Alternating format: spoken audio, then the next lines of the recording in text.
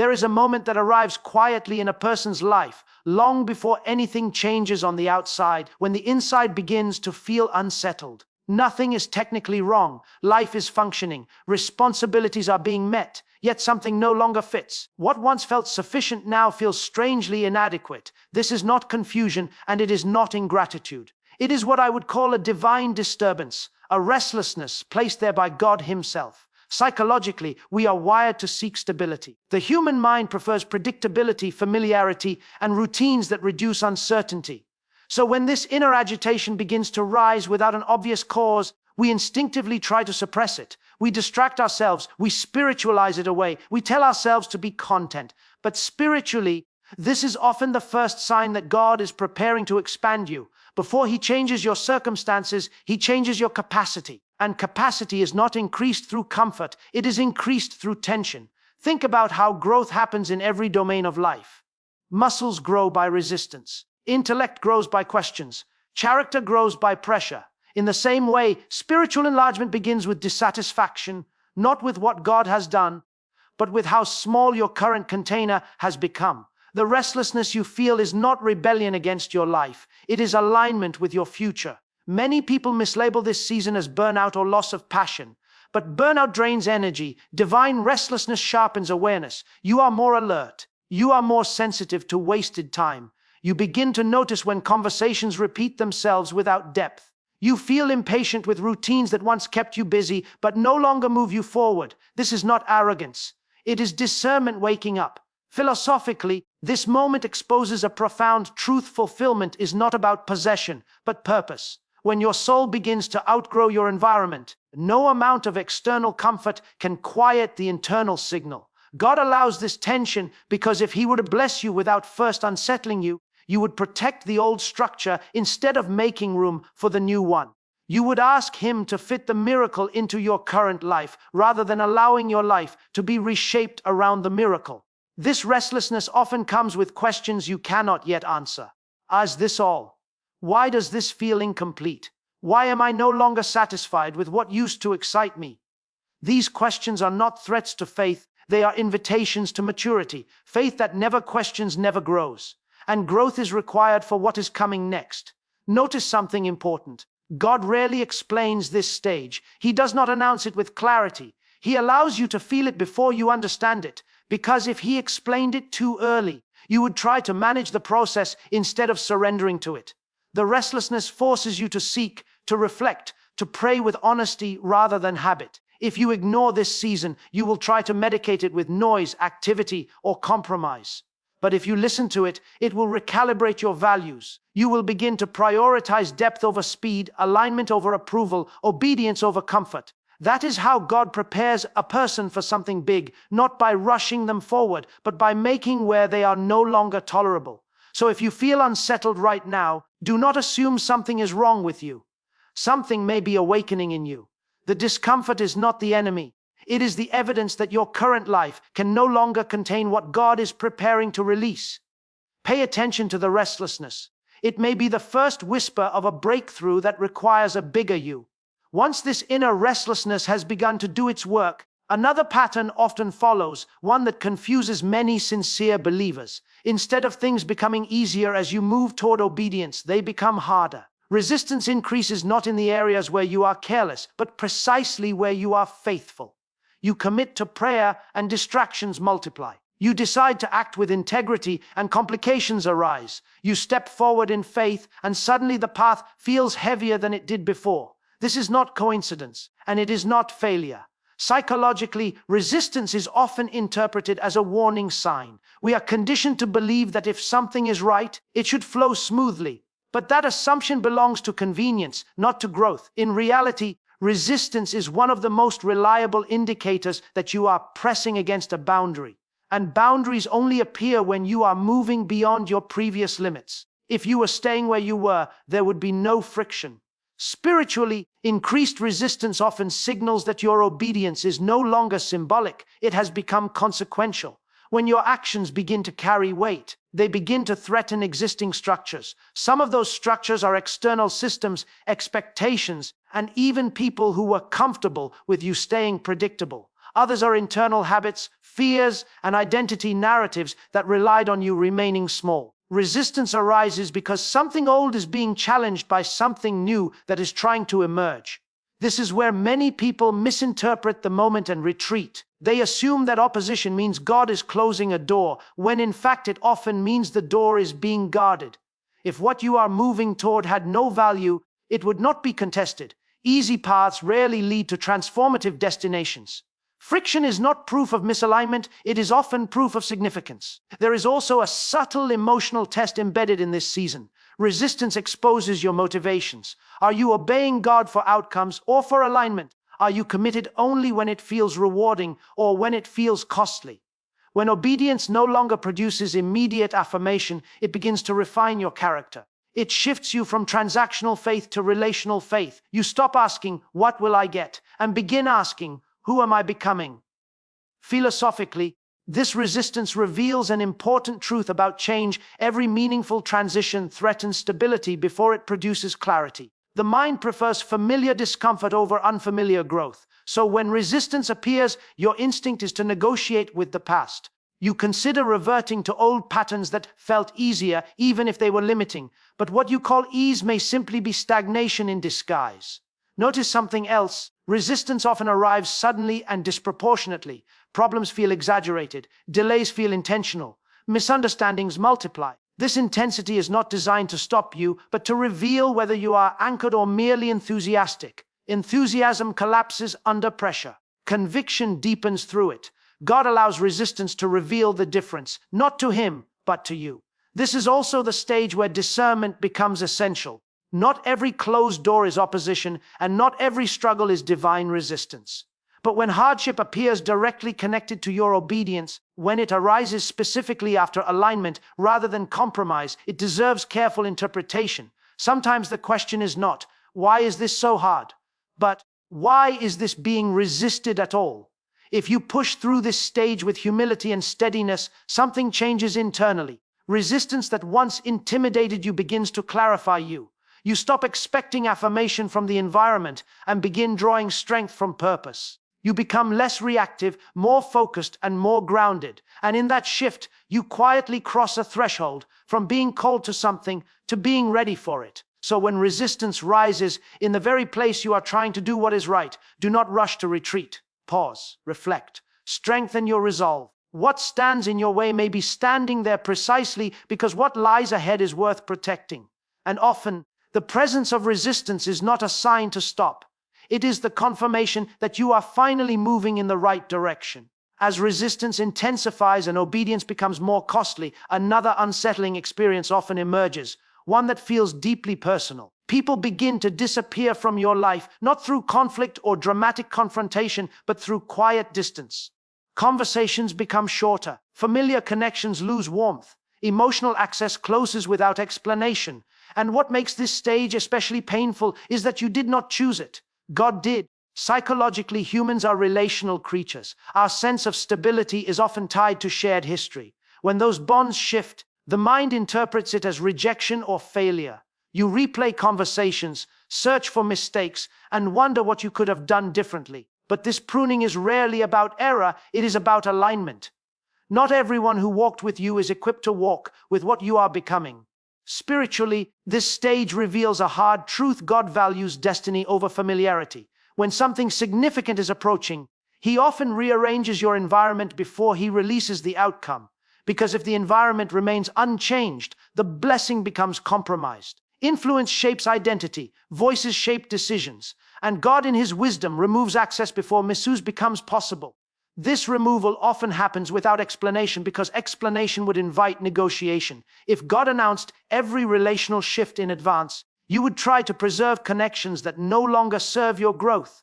You would confuse loyalty with obedience. Silence becomes the method by which separation occurs gently but firmly. What feels like loss is often protection disguised as absence. Philosophically, this reflects a principle seen in every meaningful transformation. Transition requires detachment. You cannot step fully into a new identity while remaining emotionally anchored to an old one.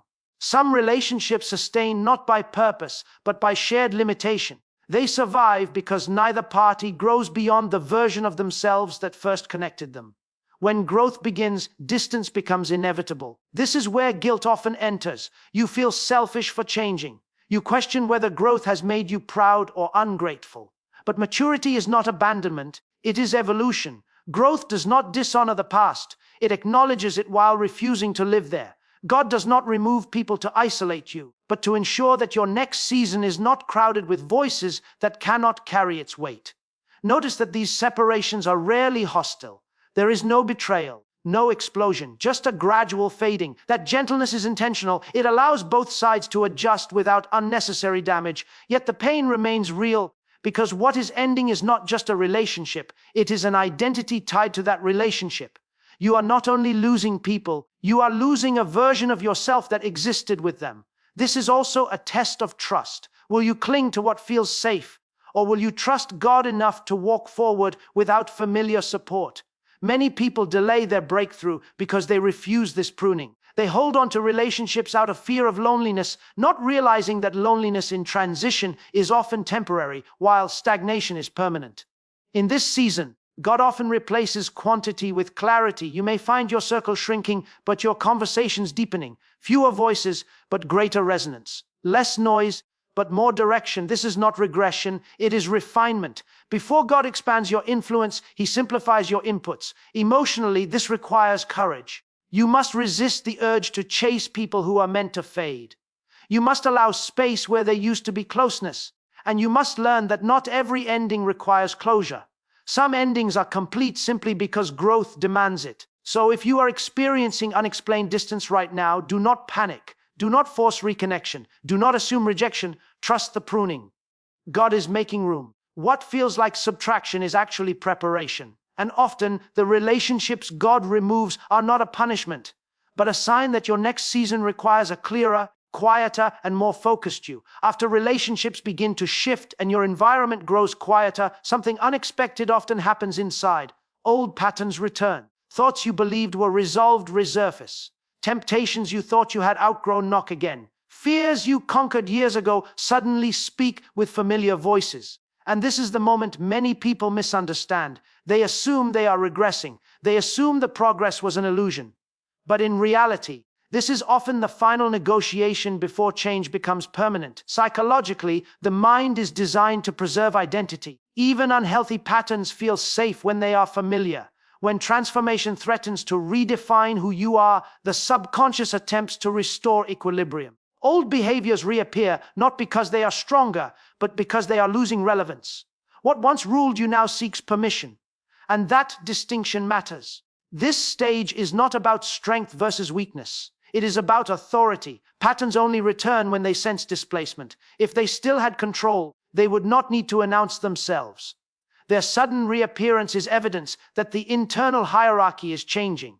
You are no longer being driven, you are being tested. Spiritually, this moment exposes what has truly changed and what has merely been managed. Managed patterns stay dormant until pressure reveals them. Transformed patterns lose their power even when reintroduced. God allows this resurfacing not to tempt you beyond your ability, but to reveal that you are no longer the same person who once surrendered to them.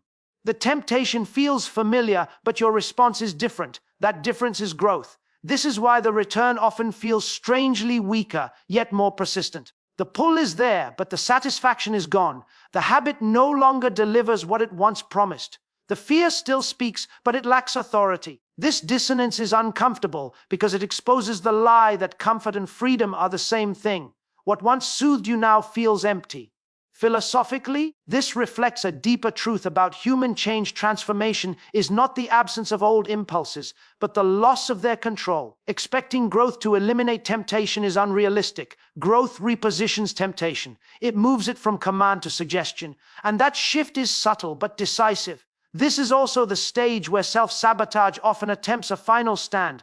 When people sense that their old identity is dissolving, they sometimes attempt to recreate familiar pain simply because it feels known. Chaos becomes preferable to uncertainty, but uncertainty is the birthplace of possibility. The unfamiliar future feels threatening only because the past was rehearsed so many times. God allows this final return because it gives you agency. You are no longer obeying out of fear or pressure. You are choosing alignment with clarity. The decision now belongs to you, not to habit. That choice seals the transformation. What you walk away from now loses its claim permanently. This is also where shame must be resisted. The presence of old thoughts does not negate your progress. Awareness is not agreement. A thought appearing is not the same as a thought ruling. If anything, the fact that you notice it differently proves that your internal landscape has shifted. Do not punish yourself for awareness. Use it. If you respond to this stage with panic, you may retreat unnecessarily. But if you respond with steadiness, something powerful happens. You realize that the pattern has lost its grip. The fear has lost its leverage. The temptation has lost its reward. And in that realization, confidence replaces anxiety. So when old patterns make a final appearance, do not interpret it as failure. Interpret it as confirmation. What returns at the end does so because it knows its time is short. Do not negotiate. Do not romanticize the past. Stand firm in who you are becoming. This moment is not about resisting harder. It is about recognizing that you no longer belong to what once defined you. After the old patterns lose their authority and the internal shift becomes undeniable, many people expect the next stage to be clarity. They assume God will now explain what is happening, outline the plan, and confirm the direction. But often the opposite occurs. God becomes quiet. Prayer feels one-sided. Scripture no longer jumps off the page with immediate answers. The clear instructions that once guided you are replaced by a kind of sacred silence. And this silence, more than any resistance or pruning, can feel unsettling. Psychologically, silence triggers uncertainty. The human mind seeks feedback to validate decisions. When feedback disappears, anxiety often fills the gap. We start questioning whether we misheard God, whether we moved too quickly, whether we misunderstood the entire process. But this silence is not confusion. It is transition. God is shifting you from dependency to discernment. Early in growth, instruction is necessary. Clear direction builds foundation. But maturity requires something different. It requires judgment, wisdom, and internal alignment. If God continued to give step-by-step instructions at this stage, you would never learn to carry responsibility. Silence is not abandonment, it is trust. God is allowing you to exercise what has already been placed within you. Philosophically, this mirrors how learning works in every serious discipline. At first, a teacher explains everything. Over time, explanation decreases and expectation increases, not because the teacher cares less, but because the student is now capable of integration. God's silence signals that you are no longer in the introduction phase of your calling. You are being asked to move from hearing to embodying. This is also where many people mistake emotion for guidance. When God stops explaining, feelings become louder. Doubt tries to speak with authority. Fear disguises itself as caution. But discernment is not emotional volume, it is quiet clarity. Silence forces you to listen differently, not for instruction, but for alignment. You begin asking not, what should I do next? But, who am I becoming? And does this decision reflect that? Spiritually, this stage purifies motivation. When God is silent, obedience becomes less about reassurance and more about relationship. You obey not because you were told to in the moment, but because obedience has become part of your character. This is where faith matures. Faith that requires constant confirmation is fragile. Faith that acts in silence is resilient. Notice that this silence often arrives right before something significant unfolds. God quiets the noise so that you are not distracted by lesser voices. He removes constant instruction so that you stop outsourcing responsibility. What is coming requires you to think, choose, and stand without needing approval at every step. This stage also exposes impatience. Silence slows you down. It forces you to sit with uncertainty instead of rushing into action just to relieve discomfort. Many people break alignment here, not because they disbelieve God, but because they cannot tolerate not knowing. They move prematurely, not out of rebellion, but out of anxiety. Silence tests whether you trust God's timing or only His explanations. If you stay steady, something remarkable happens. You begin to notice subtle guidance rather than dramatic direction. A sense of rightness replaces detailed instruction. Peace becomes the compass. Wisdom, not impulse, begins to lead. You are no longer waiting for God to speak loudly. You are learning to listen deeply. So if you are in a season where God feels quiet, resist the urge to panic. Do not interpret silence as absence. Do not assume you are lost. This quiet is evidence that you are being trusted with more. God is not withholding direction, He is developing discernment. And what comes next will require a faith strong enough to move forward, even when the voice is gentle, the path is unclear, and the responsibility is finally yours. When the silence has done its work and discernment has begun to mature, something remarkable starts to happen inside you. Your vision expands. You begin to see possibilities, futures, and responsibilities that feel far larger than your current resources can support. Ideas grow faster than finances. Calling outpaces capacity. The gap between where you are and what you see becomes unmistakably wide, and this gap is not accidental, it is deliberate. Psychologically, this stage creates tension. The mind is trained to measure feasibility before commitment. We are taught to ask, can I afford this? Do I have enough? Am I ready? But God introduces vision before provision to reverse that order. Vision stretches the internal framework. It forces you to confront limitation without being governed by it. If provision arrived first, vision would shrink to match it. God ensures that the vision remains larger so that faith, not comfort, leads. This is where many people become paralyzed. The distance between vision and resources feels irresponsible, even dangerous. Logic demands delay. Fear frames wisdom as restraint. But this tension is not asking you to act recklessly, it is asking you to think differently. Faith is not denial of reality, it is refusal to be defined by current measurements. God shows you what is possible so that your decisions begin aligning with where you are going, not where you are standing. Philosophically, this reveals a fundamental truth. Growth always begins with disproportion. A seed does not resemble a tree. An idea does not resemble its impact. The early stages of anything significant look unrealistic because they are incomplete. God gives you vision not to pressure you, but to orient you. The vision becomes a compass, not a demand. It guides your priorities, your discipline, and your preparation. This stage also humbles the ego. When vision outpaces resources, self-sufficiency collapses. You realize that what is coming cannot be achieved through personal strength alone. This dependence is not weakness, it is alignment. God ensures that the outcome will not glorify your effort, but His partnership. You are invited into cooperation, not control. Emotionally, this season can feel frustrating. You want to move faster than circumstances allow. You see the destination clearly, but the path remains underdeveloped. Yet impatience here is dangerous. Vision without preparation leads to collapse. God is not delaying provision to test your patience. He is using the gap to build structure. Character, consistency, and wisdom are formed in the waiting space between seeing and receiving. Notice also how this expanded vision changes your behavior. You begin making decisions that no longer make sense to your old life. You invest time differently. You protect focus more fiercely. You say no more often, not because you are busy, but because you are oriented. Vision simplifies life by clarifying what matters. This is also where courage is required. You must resist the urge to shrink the vision to match your comfort. Many people do this subconsciously. They reinterpret what God showed them into something manageable, something safe. But safety is rarely the language of calling. God did not give you vision to impress you. He gave it to prepare you. If you steward this stage well, provision arrives in layers, not all at once, but as needed. Each step forward reveals the next resource. This keeps you grounded, dependent, and responsive. You learn to walk by faith not as a concept, but as a practice. So if you are seeing more than you can currently support, do not despair, do not minimize, rush it. Let the vision do its work. Align your habits, sharpen your discipline, deepen your trust. Because when God allows you to see beyond your resources, it is not to frustrate you, it is to ensure that when provision comes, you are already prepared to carry it.